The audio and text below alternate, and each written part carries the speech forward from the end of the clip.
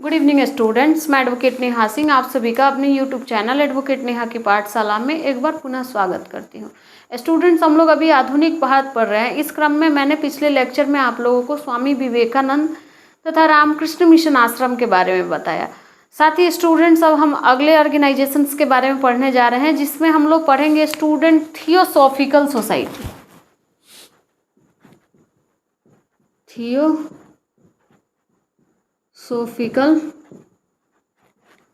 Society.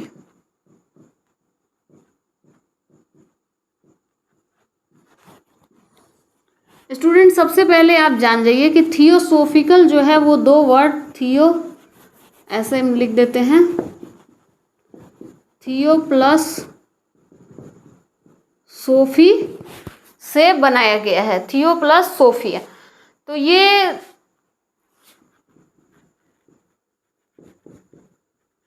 धार्मिक विषय वस्तु पर अध्ययन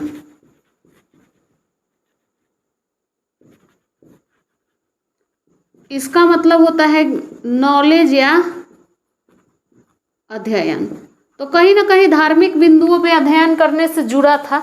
स्टूडेंट्स, हमारे सोसाइटी में अभी तक आपने जितने चीज़ें पढ़ी उसमें आपने देखा कि दयानंद सरस्वती ने आर्य समाज का गठन किया।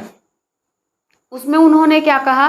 वेदों की ओर लौटो। अर्थात उन्होंने भी आधार माना कि वेद ही सर्वोपरि है। अगर हम वेदों को पढ़ते हैं, वेदों का मनन करते हैं, तो हम समझेंगे कि हमारी सोसाइटी की विचारधारा क्या है और विकास कहाँ निर्भर करती है। साथ ही स्टूडेंट, जब आप आगे आए तो आपने स्वामी विवेकानंद और रामकृष्ण मिशन आश्रम को पढ़ा, रामकृष्ण मिशन को पढ़ा, तो आपने इसमें देखा कि इन्होंने भी वेदांत को ही अपना आधार बनाया और वेदांत से ही प्रभावित थे। अर्थात ये उपनिषद को अपना आदर्श मानते थे और उपनिषद पे ही आधारित होके ये अपने विचारों को स्पष्ट रूप से लिखे भी थे और इन्होंने वेदांत सोसाइटी की स्थापना भी की। अब हम आते हैं थियोसॉफिकल सोसाइटी। तो आप क्या देख रहे हैं कि ये भी कहीं ना कहीं धार्मिक विषय वस्तु को ही अपना आधार बनाता है। 1875 में इसकी स्थापना होती है। स्टूडेंट, जिस समय हमारे भारत में आर्य समाज की स्थापना होती है, उसी समय न्यूयॉर्क में स्टूडेंट थियोसॉफिकल सोसाइटी की स्थापना होती है। कहाँ पे होती है? तो न्यूयॉर्क में। अब क्या है कि ये भी धार्मिक विषय वस्तु को ही अपना आधार बना के और रिसर्च करने के लिए ये संस्था बनाई जाती है। मुख्य रूप से ये संस्था अथर्ववेद पे रिसर्च कर रही होती है। बहुत कम जगह पे ये फैक्ट मिलते हैं, लेकिन जो टोटका वगैरह था, जो अथर्ववेद की विषय वस्तु थी, उन्हीं विषय वस्तु से संबंधित थी ये हमारी थियोसॉफिकल सोसाइटी। इसकी स्थापना करने में दो व्यक्तियों का महत्वपूर्ण योगदान था। इसके संस्थापक थे कर्नल H.S. ऑलकॉट।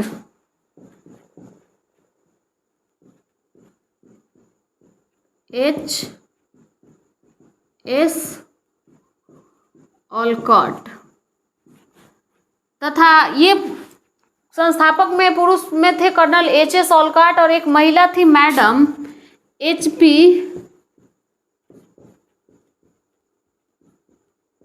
ब्लावटस्की।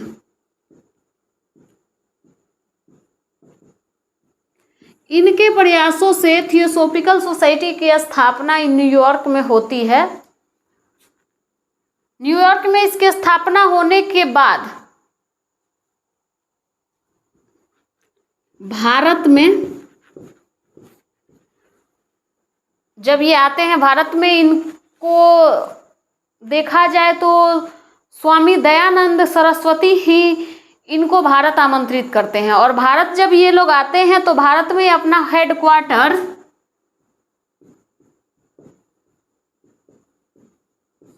मद्रास के ओडियार नामक स्थान में बनाते हैं।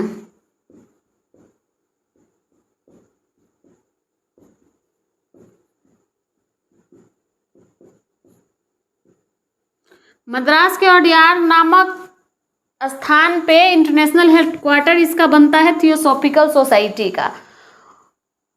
मिस्टर ऑलकॉट और मैडम HP ब्लावटस्की के प्रयास से इसकी स्थापना होती है। अब क्या है कि भारत में जब ये आते हैं तो भारत में जब कब ये आते हैं, इसका हेडक्वार्टर बनाते हैं ये 1886 में। अब हम लोग, ये तो न्यूयॉर्क का फेज था कि न्यूयॉर्क में इन्होंने स्थापना किया। भारत में 1886 में दयानंद सरस्वती के आमंत्रण पे ये लोग आते हैं और आने के बाद यहाँ पे रिसर्च करते हैं और एक अपना हेडक्वार्टर मद्रास में इस्टेब्लिश करते हैं। अब हम जब भारत में थियोसॉफिकल सोसाइटी को पढ़ते हैं स्टूडेंट, तो उसमें हमारे लिए महत्वपूर्ण भूमिका निभाती हैं एनी बेसेंट। अब एनी बेसेंट के बारे में हम जानेंगे कि अचानक कैसे एनी बेसेंट का आगमन हुआ यहाँ पे, क्योंकि एनी बेसेंट एक आयरिश लेडीज थी, अर्थात ये भी आयरलैंड से संबंधित थी। और ये आती हैं मिस्टर ऑलकॉट की मृत्यु के बाद, इससे ये थियोसॉफिकल सोसाइटी से जुड़ती हैं तथा 1891 में स्टूडेंट ये भारत आती हैं। तो हमारे लिए महत्वपूर्ण है एनी बेसेंट के बारे में भी जानना कि आखिर ये कैसे प्रेरित होती हैं, कब आती हैं। तो थियोसॉफिकल सोसाइटी से ये पहले से जुड़ी रहती हैं स्टूडेंट, आयरलैंड की रहने वाली ये होती हैं और ये HP ब्लावटस्की और कर्नल HS ऑलकॉट, तो इसमें कर्नल HS ऑलकॉट की मृत्यु के बाद ये यहाँ पे आती हैं 1886 में और 1907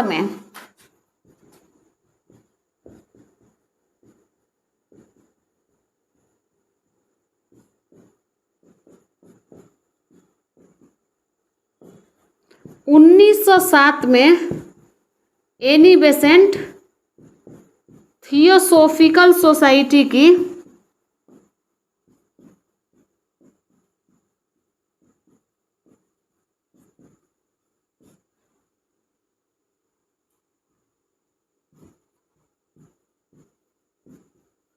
अध्यक्ष बनी। साथ ही स्टूडेंट 1889 में इन्होंने, अगर पूछा जाए, जैसे बहुत डेप्थ क्वेश्चन जाता है, जैसे पूछा जाए कि एनी बेसेंट थियोसॉफिकल सोसाइटी की अध्यक्ष कब बनी, तो HS ऑलकॉट की मृत्यु के बाद 1907 में जब वो भारत आ जाती हैं तो भारत में वो थियोसॉफिकल सोसाइटी के अध्यक्ष बनती हैं। लेकिन अगर आपसे पूछा जाए कि थियोसॉफिकल सोसाइटी की ये मेंबर कब बनती हैं, तो ये 1889 में बनती हैं औपचारिक सदस्य।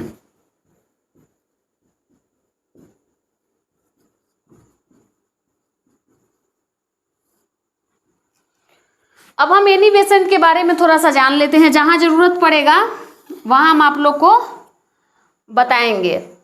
अब एनी बेसेंट के बारे में सबसे महत्वपूर्ण चीज है कि जैसे हमारे भारत में, हमारे यहाँ तो सबको ही आप जानते ही हैं कि कोई ना कोई नाम सबका पढ़ते रहता है।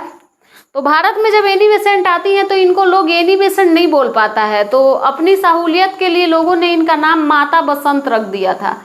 एनी बेसेंट जब भारत आ गई थी और थियोसॉफिकल सोसाइटी की प्रचार प्रसार कर रही थी, उसके सिद्धांतों से लोगों को जब अवेयर करा रही थी, तो लोग जब इनका नाम नहीं समझ पाते थे, नहीं बोल पाते थे, तो हमारे भारतीय जो थे अपनी सुविधा के अनुसार नाम रख लेते हैं। आज भी हमारे भारत में ये एक समझिए कि प्रचलन है कि अगर किसी का नाम टफ होता है तो हमारे देश में रहने वाले लोग, हमारे देशवासी अपनी सुविधा के अनुसार उस नाम को क्या कर लेते हैं, मतलब उसका एक प्रतिरूप तैयार कर लेते हैं। तो उसी प्रकार एनी बेसेंट को हमारे भारत में माता बसंत के नाम से भी पुकारा जाता था।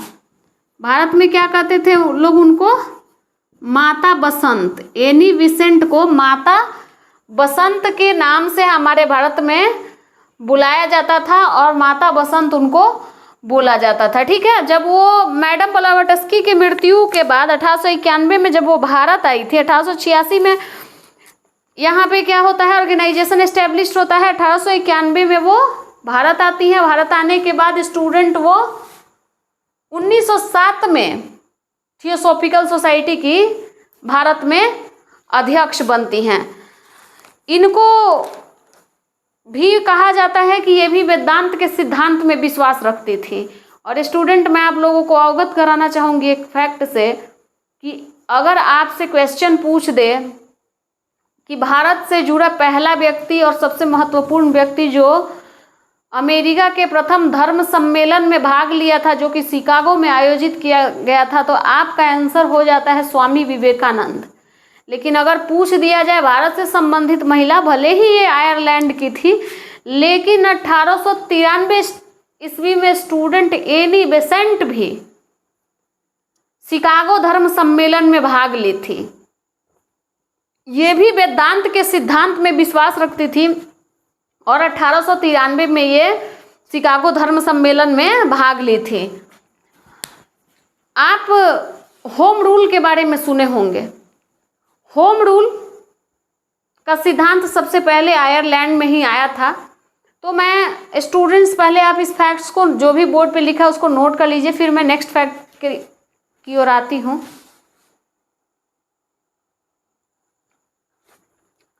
तो स्टूडेंट एनी बेसेंट भी वेदांत के सिद्धांत में भरोसा रखती थी और साथ ही साथ वो शिकागो धर्म सम्मेलन में भाग लेने वाली आयरिश लेडीज थी, जो कि भारत से भी संबंधित हैं और भविष्य में ये भारत के कई ऑर्गेनाइजेशन की सदस्य बनेंगी।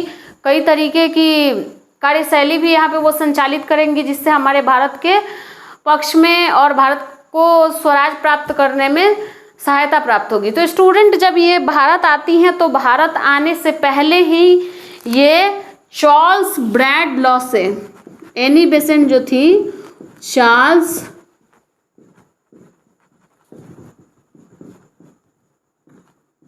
स्वशासन की शिक्षा ली थी। ये स्वशासन बोले तो होम रूल की शिक्षा एनी बेसेंट ने किससे लिया था? तो चार्ल्स ब्रैडलॉ से। अब स्वशासन, तो दो शब्द आता है स्टूडेंट, आप लोगों को सुनने को मिलता होगा, यहीं पे मैं समझा देती हूँ। एक है स्वराज, दूसरा है स्वशासन।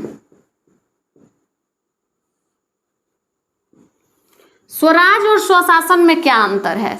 तो स्टूडेंट जिस समय एनी बेसेंट आयरलैंड से संबंधित हैं और जिस समय हमारा भारत गुलाम था उस समय आयरलैंड भी इंग्लैंड के अंदर में एक कॉलोनी के रूप में था।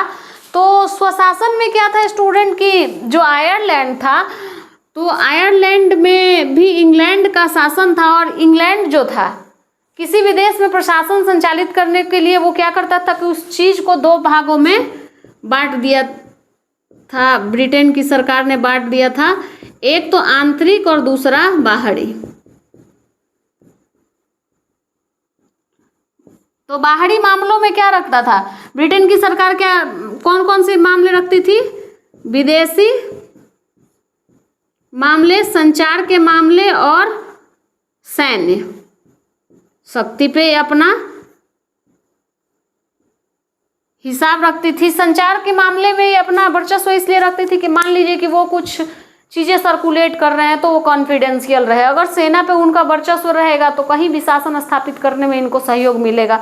साथ ही साथ विदेशी मामलों में ये बहुत सारी चीज़ें को रखते थे, जैसे वो अपना व्यापार कर रहे हैं, बाहर से लेके अंदर आ रहे हैं, तो वो उनका मामला हो जाता था, तो उस पर इनका वर्चस्व था। आंतरिक मामलों में आपको स्टूडेंट पता ही है, दोहरी शासन व्यवस्था जो थी, उनके जितने भी इसके अलावा जो फैक्ट बचे वो आंतरिक मामलों में आ गए। तो जो इंग्लैंड के निवासी थे या इंग्लैंड की जो सरकार थी, वो जैसे ये बाहरी मामले बट गए, ये हो गए। आंतरिक मामलों में भी बहुत सारी चीज़ें थी जिसपे ब्रिटेन का आधिपत्य था, मैं अभी समझाने के लिए बता रही हूँ। तो ब्रिटेन, आयरलैंड का कहना था कि आप हमको आंतरिक मामलों में स्वतंत्र कर दीजिए।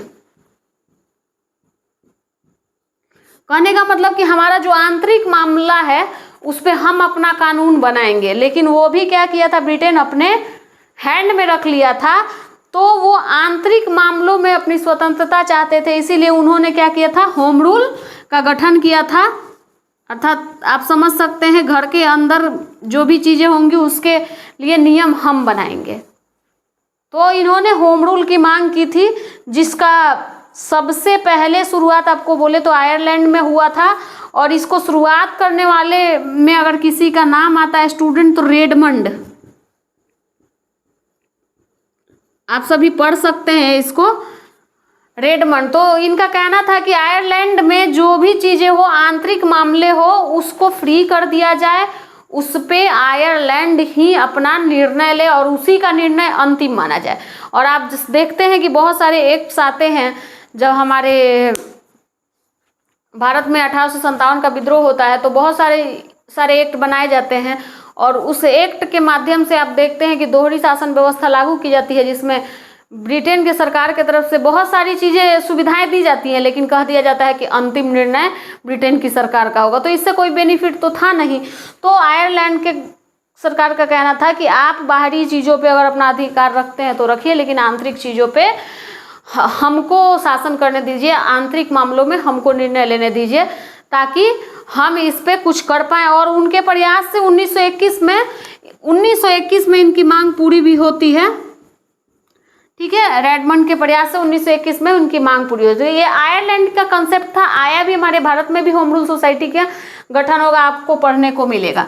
लेकिन स्वराज क्या था, तो ये पूरा इंडिपेंडेंट,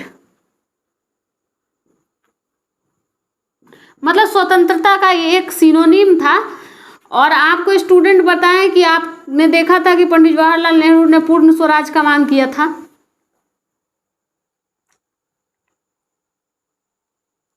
तो ये चीज आप देखेंगे कि स्वशासन और स्वराज में, तो इसमें क्या था कि स्वराज शब्द का सबसे पहले प्रयोग किसने किया, तो दयानंद सरस्वती।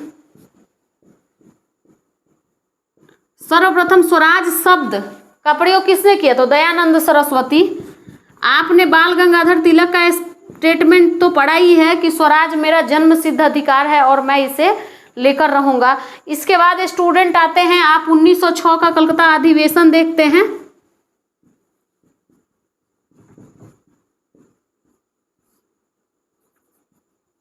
जिसकी अध्यक्षता दादा भाई नौरोजी करते हैं और इसमें स्वराज को ऑफिशियली पारित किया जाता है।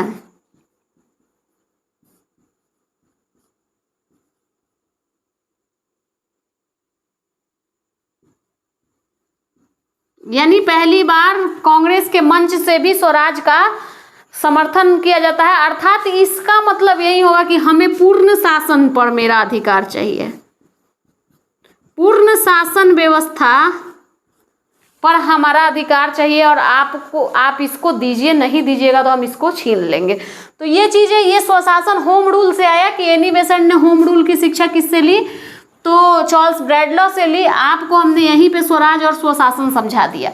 अब एक चीज मैं आप लोग को बता दूं कि 1893 में जब एनी बेसेंट आती है थियोसॉफिकल सोसाइटी के प्रचार प्रसार के लिए, इसके बाद स्टूडेंट 1898 ईस्वी में एनी बेसेंट के प्रयासों से सेंट्रल हिंदू कॉलेज की स्थापना होती है बनारस में। ये एनी बेसेंट के प्रयास से होती है, जो आगे चल के 1916 में बीएचयू में बदल जाता है।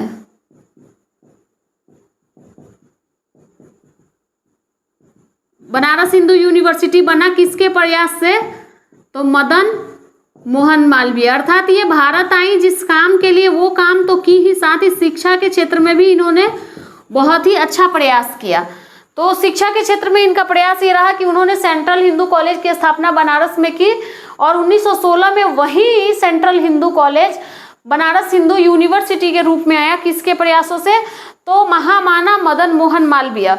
मदन मोहन मालवीय को महामाना की उपाधि दी गई है। अलग अलग जो हमारे स्वतंत्रता सेनानी थे उन सबको अलग अलग उपाधि प्राप्त है स्टूडेंट्स।